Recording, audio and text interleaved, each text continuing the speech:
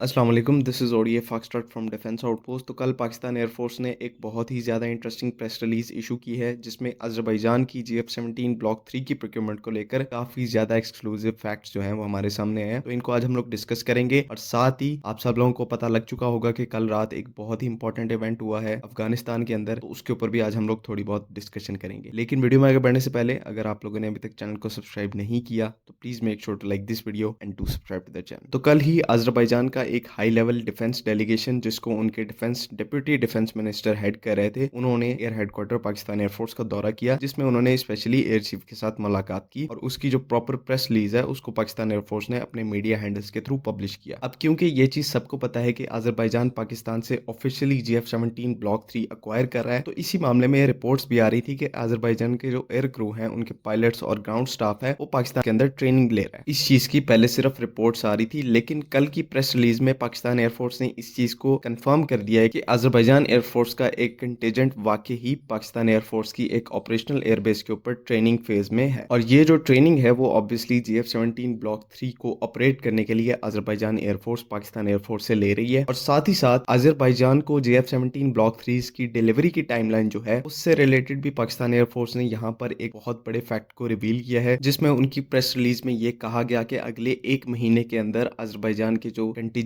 की ट्रेनिंग है पाकिस्तान एयरफोर्स के अंदर GF-17 ब्लॉक 3 के ऊपर, वो पूरी हो जाएगी। कोर्ट ये चीज पाकिस्तान एयरफोर्स की प्रेस रिलीज में ऑफिशियली की गई है। और अगर ये ट्रेनिंग फेज जो है वो एक महीने के अंदर कंप्लीट हो जाता है और साथ ही साथ अजरबैजान एयरफोर्स के लिए जो एयरक्राफ्ट हमने मैन्युफैक्चर किए हुए हैं वो भी तैयार हो जाते हैं, तो अगले मैक्सिमम 1 से 1.5 महीने के अंदर अजरबैजान को GF-17 ब्लॉक 3 की डिलीवरी स्टार्ट हो जाएंगी। वैसे जो GF-17 ब्लॉक 3 की डिलीवरी है अजरबैजान को, उसकी जो टाइमलाइन मीडिया के अंदर है वो मिड 2025 की है, मतलब कि सितंबर के महीने के अंदर या इसी के आसपास इन एयरक्राफ्ट की डिलीवरी अजरबैजान को की जाएगी। लेकिन अगर आजरी पायलट्स की जो ट्रेनिंग है वो पहले पाकिस्तान एयरफोर्स ने जो कहा है अपनी प्रेस रिलीज में कि 1 महीने के अंदर ट्रेनिंग कंप्लीट हो जाएगी, तो इसकी पॉसिबिलिटीज काफी ज्यादा बढ़ जाती हैं कि पाकिस्तान एयरफोर्स दी गई टाइमलाइन से पहले अजरबैजान को GF-17 ब्लॉक 3 डिलीवर करना स्टार्ट कर दे, जो कि ओवरऑल GF-17 की इमेज के लिए तो बेहतर है ही है। बाकी ये ओवरऑल पाकिस्तान और पाकिस्तान एरोनॉटिकल कॉम्प्लेक्स की प्रोडक्शन कैपेबिलिटी को बहुत ज्यादा शोकेस करता है कि किस तरह हम लोग दी गई टाइमलाइन से पहले ही कस्टमर को एयरक्राफ्ट डिलीवर कर सकते हैं। और श्योरली ये चीज एक स्टेपिंग स्टोन होगी आगे आने वाले जितने भी GF-17 ब्लॉक 3 के पोटेंशियल कस्टमर्स हैं, उनके लिए ये एक बहुत बड़ा सेलिंग पॉइंट होगा कि पाकिस्तान एयरफोर्स टाइमली और इवन कई केसेस में टाइम से पहले एयरक्राफ्ट को डिलीवर कर देती है। साथ ही साथ जो ट्रेनिंग का मॉड्यूल है पाकिस्तान एयरफोर्स का, वो भी क्योंकि मॉडर्नाइज्ड है, मॉडर्न स्टैंडर्ड्स के ऊपर बेस्ड है, तो रिलेटिवली ट्रेनिंग के अंदर भी काफी ज्यादा कम टाइम लगता है। तो ओवरऑल ये एक इंटरेस्टिंग और पॉजिटिव न्यूज तो है ही है। साथ ही साथ